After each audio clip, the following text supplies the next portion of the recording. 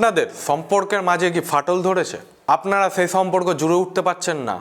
তাহলে চলুন দেখি এই অনুষ্ঠানের মাধ্যমে কিভাবে আপনাদের মনের সম্পর্কগুলোকে জোড়া লাগাতে পারবেন।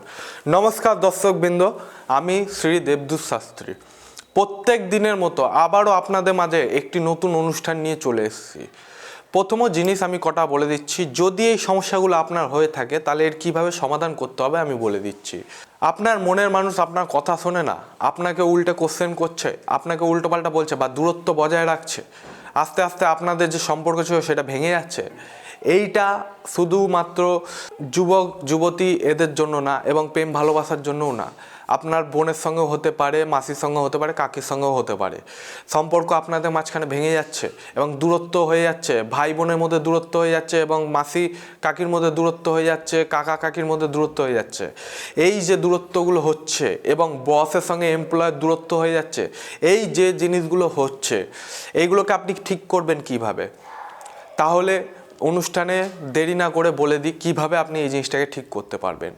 এই জিনিসটাকে ঠিক করতে গেলে আপনাকে একটি লাল রঙের আপেল কিনে আনতে হবে, বড় সাইজের। লাল আপেলটা কিনে এনে কি করবেন, লাল আপেল একটা কিনে আনবেন, একটা কাপড়, লাল কাপড় কিনে আনবেন এবং 11টি লবঙ্গ কিনে আনবেন, অখণ্ডিত লবঙ্গ, ঠিক আছে, যেটা কোনো রকম ভাঙাচোরা থাকবে না। এই কটা জিনিস আপনি নিয়ে আসবেন এবং কোনো শনিবার বা কোনো মঙ্গলবার অথবা কোনো অমাবস্যা এবং কোনো অথবা পুণ্যতিথিতে এই কাজটি আপনি করতে পারেন। কি করতে হবে?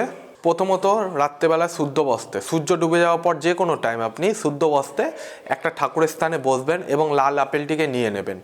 নিয়ে সিঁদুর দিয়ে তার উপর যে ব্যক্তিকে আপনি বশীভূত করতে চাইছেন সেই ব্যক্তির নাম লিখে রাখবেন।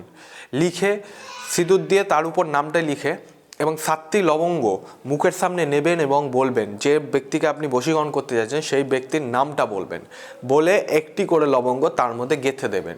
এরকম 11টি লবঙ্গ গেঁথে দেবেন এবং গেঁথে দিয়ে ওইটিকে লাল কাপড় দিয়ে বেঁধে কোনো ঠাকুরের স্থানে হোক বা কোনো লুকানো স্থানে হোক যেখানে আপনি লুকিয়ে রাখতে পারবেন, এরকমভাবে করে রাখবেন।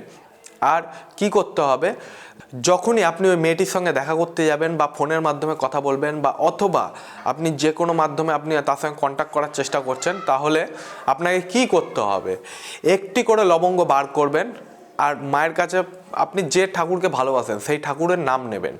নিয়ে বলবেন, হে মা অমুক দেবী, আপনার নাম করিয়া আমি এই লবঙ্গটি মুখে রাখিলাম, আমি যার জন্য এই কাজটি করছি সেই কাজটা যাতে আমার সফলতা পায়, বলে মুখের যে কোনো জায়গায় আপনি লবঙ্গটি রেখে দেবেন। রেখে দিয়ে আপনি তার সঙ্গে ফোনের মাধ্যমে কথা বলতে পারেন অথবা সরাসরি গিয়েও আপনি তার সঙ্গে দেখা সাক্ষাৎ করে কথা বলতে পারেন। অথবা যদি আপনার কন্ট্যাক্টের বাইরে থাকে, মানে বহুদিনের হারানো প্রেম যদি আপনি ফিরে পেতে চান, তার জন্য আপনাকে কী করতে হবে, লবঙ্গটি নিয়ে 111 বার মেয়েটির নাম নিতে হবে বা ছেলেটির নাম নিতে হবে বা যে ব্যক্তিকে আপনি করতে চান তার নামটি নিতে হবে। নিলে পরে দেখবেন আস্তে আস্তে 24 ঘন্টার মধ্যে সে আপনার বশীভূত হচ্ছে। এরকম আপনি 11 দিন করে দেখুন, 100% রেজাল্ট আপনি পাবেন।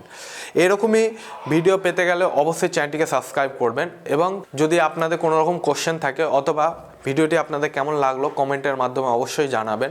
আর এই ভিডিওটি, এই অনুষ্ঠানটি বন্ধুবান্ধবের মাঝে ছড়িয়ে দেবেন। আপনাদের কেমন লাগলো এবং তাদেরও কেমন লাগলো কমেন্টের মাধ্যমে অবশ্যই জানাতে বলবেন। কোনো রকম সমস্যা হলে আমার সঙ্গে ফোনের মাধ্যমে যোগাযোগ করতে পারেন অথবা আমার চেম্বারে এসে আপনারা সরাসরি যোগাযোগ করতে পারেন। তাহলে আজকের অনুষ্ঠান এই পর্যন্ত দর্শকবৃন্দরা, পরবর্তী অনুষ্ঠানে আবার নতুনভাবে আপনাদের মাঝে দেখা হবে। জয় শ্রী মহাকাল।